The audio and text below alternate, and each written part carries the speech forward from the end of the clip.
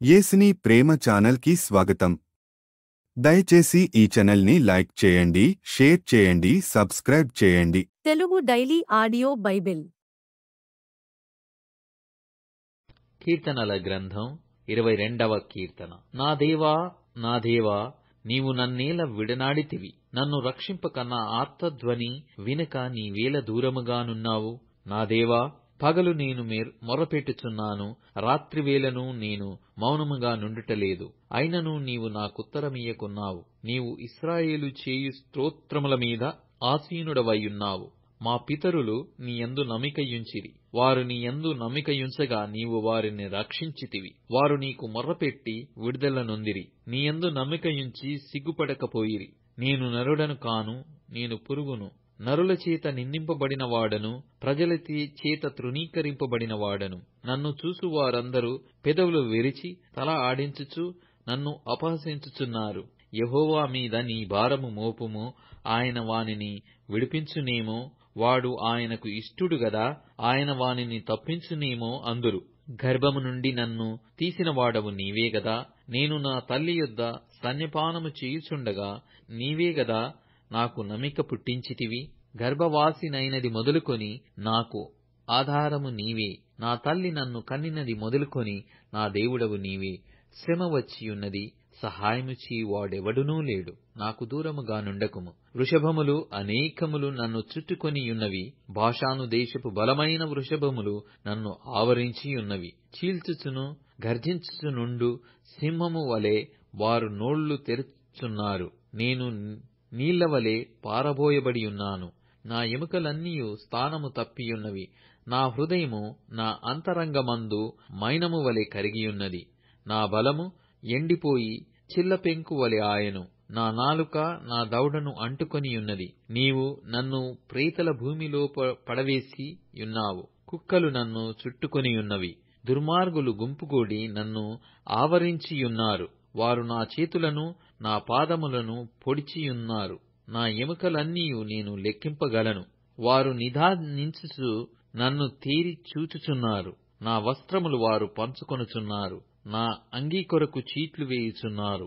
యెహోవా, దూరముగా నుండకుము. నా బలమా, త్వరపడి నాకు సహాయము చేయుము. ఖడ్గము నుండి నా ప్రాణమును, కుక్కల బలము నుండి నా ప్రాణమును తప్పింపుము. సింహము నోట నుండి నన్ను రక్షింపుము. గురుపోతుల కొమ్ములలో నుండి నన్ను రక్షించి నాకుత్తరమిచ్చియున్నావు. నీ నామమును నా సహోదరులకు ప్రచురపరచెదను. సమాజ మధ్యమున నిన్ను స్తుతించెదను. యెహోవా యందు భయభక్తులు గలవారలారా, ఆయనను స్తుతించుడి. యాకోబు వంశస్థులారా, మీరందరూ ఆయనను ఘనపరచుడి. ఇశ్రాయేలు వంశస్థులారా, మీరందరూ ఆయనకు భయపడుడి. ఆయన బాధపడు వాని బాధను తృణీకరింపలేదు. దాని చూచి ఆయన అసహ్యపడలేదు. అతనికి తన ముఖమును దాచలేదు. వాడాయనకు మొర్రపెట్టగా ఆయన ఆలకించెను. మహా సమాజములో నిన్ను గూర్చి నేను కీర్తన పాడెదను. ఆయన యందు భయభక్తులు గలవారి ఎదుట నా మ్రొక్కుబడులు చెల్లించెదను. దీనులు భోజనము చేసి తృప్తి పొందెదరు. యెహోవాను వెదకువారు ఆయనను స్తుతించెదరు. మీ హృదయములు తెప్పరిల్లి నిత్యము బ్రతుకును. బూదిగంతముల నివాసులందరూ జ్ఞాపకము చేసుకుని యెహోవా తట్టు తిరిగెదరు. అన్యజనుల వంశస్థులందరూ నీ సన్నిధిని నమస్కారము చేసెదరు. రాజ్యము యెహోవాదే, అన్యజనులలో ఏలువాడు ఆయనే. భూమి మీద వర్ధిల్లుచున్న వారందరూ అన్నపానములు పుచ్చుకొనుచు నమస్కారము చేసెదరు. తమ ప్రాణము కాపాడుకొనలేక మంటిపాలగు వారందరూ ఆయన సన్నిధిని మోకరించెదరు. ఒక సంతతి వారు ఆయనను సేవించెదరు. రాబోవు తరమునకు ప్రభువును గూర్చి వివరింతురు. వారు వచ్చి ఆయన దీని చేసెనని పుట్టబోవు ప్రజలకు తెలియజేతురు. ఆయన నీతిని వారికి ప్రచురపరుతురు. కీర్తనల గ్రంథం 23వ కీర్తన. యెహోవా నా కాపరి, నాకు లేమి కలుగదు. పచ్చిక గల చోట్లను ఆయన నన్ను పరుండజేయుచున్నాడు. శాంతికరమైన జలముల యొద్ద నన్ను నడిపించుచున్నాడు. నా ప్రాణమునకు ఆయన సేదదీర్చుచున్నాడు. తన నామమును బట్టి నీతి మార్గములలో నన్ను నడిపించుచున్నాడు. గాఢాంధకారపు లోయలో నేను సంచరించినను ఏ అపాయమునకు భయపడను. నీవు నాకు తోడయ్యుందువు, నీ దుడ్డుకర్రయు నీ దండమును నన్ను ఆదరించును. నా శత్రువుల ఎదుట నీవు నాకు భోజనము సిద్ధపరచుదువు. నూనెతో నా తల అంటియున్నావు. నా గిన్నె నిండి పొర్లుచున్నది. నేను బ్రతుకు దినములన్నీయు కృపాక్షేమములే నా వెంట వచ్చును. చిరకాలము యెహోవా మందిరములో నేను నివాసము చేసెదను. కీర్తనల గ్రంథం 24వ కీర్తన. భూమియు దాని సంపూర్ణతయు, లోకమును దాని నివాసులును యెహోవాయే. ఆయన సముద్రముల మీద దానికి పునాది వేసెను, ప్రవాహ జలముల మీద దాని స్థిరపరచెను. యెహోవా పర్వతమునకు ఎక్కినవాడెవడు? ఆయన పరిశుద్ధ స్థలములో నిలవదగిన వాడెవడు? వ్యర్థమైన దాని యందు మనస్సు పెట్టకయు, కపటముగా ప్రమాణము చేయకయు, నిర్దోషమైన చేతులను శుద్ధమైన హృదయమును కలిగియుండువాడే.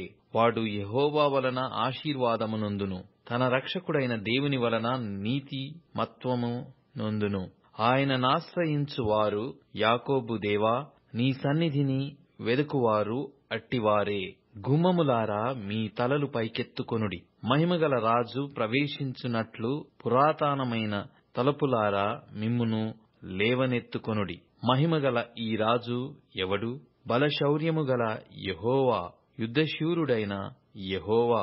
గుమ్మములారా మీ తలలు పైకెత్తుకొనుడి, పురాతనమైన తలుపులారా మహిమగల రాజు ప్రవేశించునట్లు మిమ్మును లేవనెత్తుకొనుడి. మహిమగల ఈ రాజు ఎవడు? సైన్యములకు అధిపతియగు యెహోవాయే. ఆయనే ఈ మహిమగల రాజు. అపోస్తలుల కార్యములు 20వ అధ్యాయం. ఆ అల్లరి అణిగిన తరువాత పౌలు శిష్యులను తన యొద్దకు పిలువనంపించి హెచ్చరించిన మీదట వారి యొద్ద సెలవు పుచ్చుకుని మాసిదోనియాకు వెళ్ళుటకు బయలుదేరెను. ఆ ప్రదేశముల యందు సంచరించి పెక్కు మాటలతో వారిని హెచ్చరించి గ్రీసునకు వచ్చెను. అతడు అక్కడ 3 నెలలు గడిపి ఓడ ఎక్కి సిరియాకు వెళ్ళవలెననియుండగా, అతని విషయమై యూదులు కుట్ర చేయుచున్నందున మసిదోనియా మీదుగా తిరిగి రావలెనని నిశ్చయించుకొనెను. మరియు పుర్రు కుమారుడును బెరయ పట్టణస్థుడునైన సోపత్రును, దెసలోనికయలో అరిస్తరకును, సెకందును, దెర్బే పట్టణస్థుడైన గాయియును, తిమోతియును, ఆసియా దేశస్థులైన తనకు త్రోఫిమును అతనితో కూడా వచ్చిరి. వీరు ముందుగా వెళ్లి త్రోయలో మా కొరకు కనిపెట్టుకొనియుండిరి. పులియని రొట్టెల దినములైన తరువాత మేము ఓడ ఎక్కి ఫిలిప్పి విడిచి 5 దినములలో త్రోయకు వచ్చి అచ్చట వారి యొద్ద 7 దినములు గడిపితిమి. ఆదివారమున మేము రొట్టె విరుచుటకు కూడినప్పుడు పౌలు మరునాడు వెళ్లనయ్యుండి వారితో ప్రసంగించుచు అర్ధరాత్రి వరకు విస్తరించి మాటలాడుచుండెను. మేము కూడియున్న మేడగదిలో అనేక దీపములుండెను. అప్పుడు ఐతుకు అనునొక యవనస్తుడు కిటికీలో కూర్చుండి గాఢ నిద్రపోయి, పౌలు చాలాసేపు ప్రసంగించుచుండగా నిద్రభారము వలన జోగి 3వ అంతస్తు నుండి క్రింద పడి చనిపోయిన వాడై ఎత్తబడెను. అంతట పౌలు క్రిందికి వెళ్లి అతని మీద పడి కౌగిలించుకొని, మీరు తొందరపడకుడి, అతని ప్రాణమతనిలోనే నున్నదని వారితో చెప్పెను. అతడు మరలా పైకి వచ్చి రొట్టె విరిచి పుచ్చుకొని తెల్లవారు వరకు విస్తారంగా సంభాషించి బయలుదేరెను. వారు బ్రతికిన ఆ చిన్నవానిని తీసుకుని వచ్చినప్పుడు వారికి విశేషమైన ఆదరణ కలిగెను. మేము ముందుగా ఓడ ఎక్కి అస్సులో పౌలును ఎక్కించుకొనవలెనని అక్కడికి వెళ్లితిమి. తాను కాలినడకను వెళ్లవలెనని అతడా ప్రకారముగా మాకు నియమించియుండెను.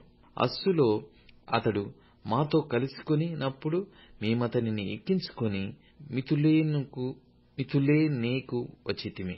అచ్చటి నుండి వెళ్లి మరునాడు కేయోసునకు దూరముగా వచ్చితిమి. మరునాడు సమోసునకు చేరి ఆ మరునాడు మిలేతుకు వచ్చితిమి. సాధ్యమైతే పెంతెకోస్తు దినమున యెరూషలేములో ఉండవలెనని పౌలు త్వరపడుచుండెను గనుక అతడు ఆసియాలో కాలహరణము చేయకుండా ఎఫెస్సుకు దాటిపోవలెనని నిశ్చయించుకొని ఉండెను. దయచేసి ఈ ఛానల్ని లైక్ చేయండి, షేర్ చేయండి, సబ్స్క్రైబ్ చేయండి.